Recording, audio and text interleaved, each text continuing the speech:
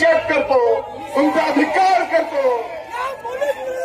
एकीकडे माननीय मुख्यमंत्री महोदय, माननीय उपमुख्यमंत्री महोदय, संपूर्ण महाराष्ट्राची जनता त्या आरोपीला फाशीची शिक्षा झाली पाहिजे म्हणून आपण पाठपुरावा करतो आहोत। आणि दुसरीकडे आपले डीवायएसपी त्या आरोपीला पाठीशी घालण्याचं काम करतात।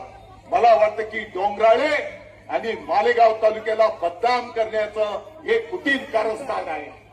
आणि म्हणून ज्या डीवायएसपीने हे कृत्य केलेलं आहे, कारण ही केस जेव्हा कोर्टात चालेल तेवढे पुरावे,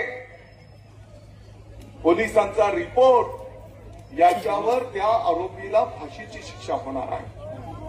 माननीय मुख्यमंत्री महोदयांनी फास्ट ट्रॅक कोर्ट, वरिष्ठ वकील तज्ञ देण्याचा निर्णय केला आणि कोणाच्या सांगण्यावरून तो डीवायएसपी त्या ठिकाणी स्वतःहून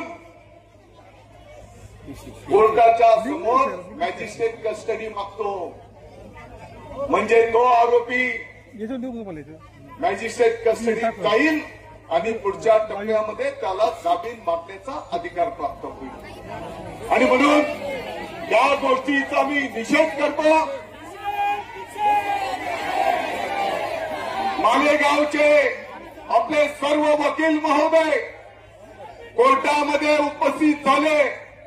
मी स्वतः ऍडिशनल एसपी संधू साहेबांशी संपर्क केला।